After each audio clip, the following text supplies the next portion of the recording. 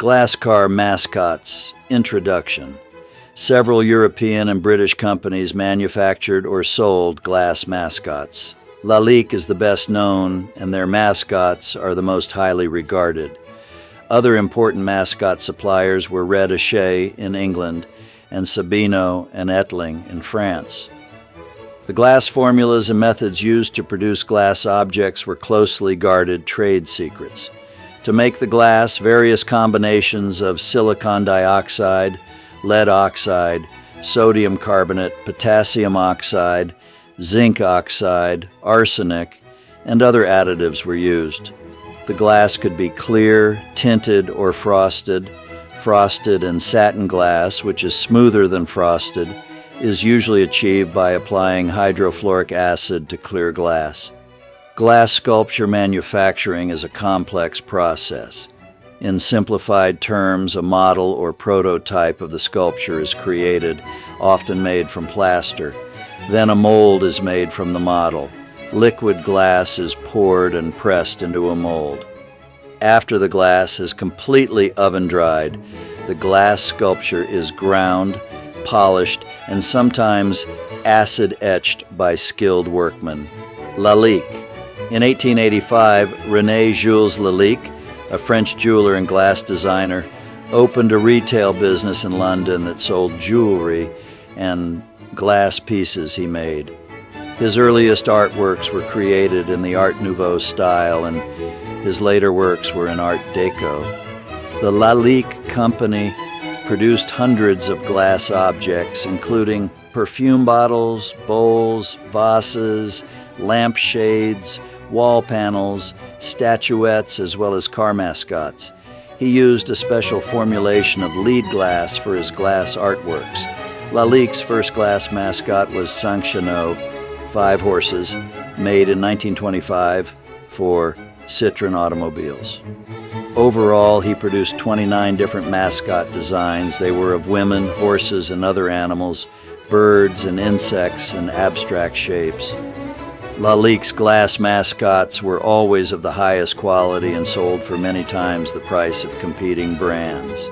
The rarest Lalique mascot, of which only a handful exist, is the fox, which today can sell for over $250,000.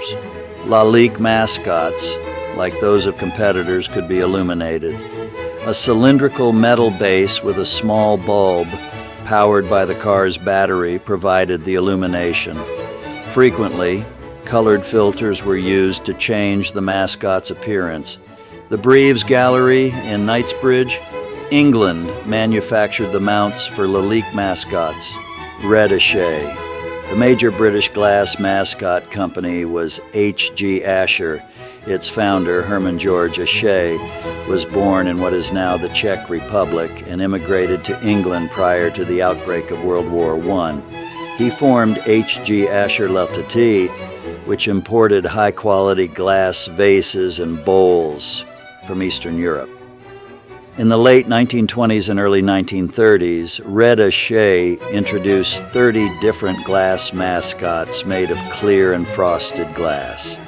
The size and complexity of these mascots varied considerably. The cheapest was Sparrow, and the most expensive was Ecstasy. While many of them were similar to the Lalique mascots, there were 5 novel designs. The most famous is the Butterfly Girl, which was thought to be inspired by a celebrated German cabaret dancer. The mascot designers, as well as the specific manufacturers of the various mascots, are unknown. It is believed they were sourced by various glass manufacturers in Czechoslovakia and Germany. While the Red Hachet mascots were less expensive than Lalique's, several were of equal quality.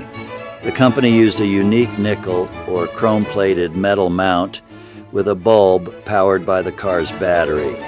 It had the ability to change the color of an illuminated mascot as the car moved. This could be accomplished in 2 ways. One method used a cylinder in the mount with several colored windows around a bulb. A propeller attached to the mount revolved the colored windows. In the second method, the car driver used a hand control to manually change the color.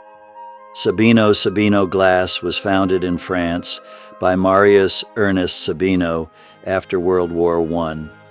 It began by manufacturing glass lighting products, lamps, shades, panels, and a range of opalescent glass vases and statuettes. The company is still in business and sells various glass products, some of which use the original molds. In the 1920s, it introduced glass mascots in a wide range of sizes and complexity. Similar to the other glass manufacturers, it produced mascots of women, animals, birds, insects, and abstract shapes.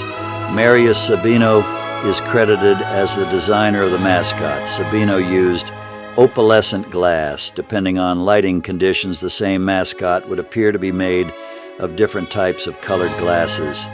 Ettling La Société Anonyme, Edmond Ettling, was started in Paris by Edmond Laurent Ettling after World War I. It made and sold bronze, ceramic, and glass sculptures during the 1920s and 1930s. The company used various highly talented designers, and some pieces carry the designer's name. Glass bowls, plates, vases, lampshades, and statuettes, as well as glass mascots, were produced. Ettling manufactured less than 6 different mascots. Most of them were of nudes or draped women. Its finest glass mascot is the femme nue au bras tender, commonly called the draped nude. The majority of Ettling glass was produced at its own factory in Choisy-le-Roi, France. This town in the outskirts of Paris had glass factories owned or used by different glass companies and manufactured the finest opalescent glass in Europe in the Art Deco period. Maurice Model, a little-known glassmaker, founded the company bearing his name in Verdun, France. The company operated for a brief time between 1930 and 1940. He also worked as a designer of glass artworks for Sabino and Ettling. Only a few model glass mascots are known.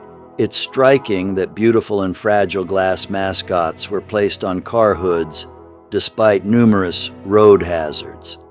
Perhaps it's even more remarkable that so many glass mascots have survived.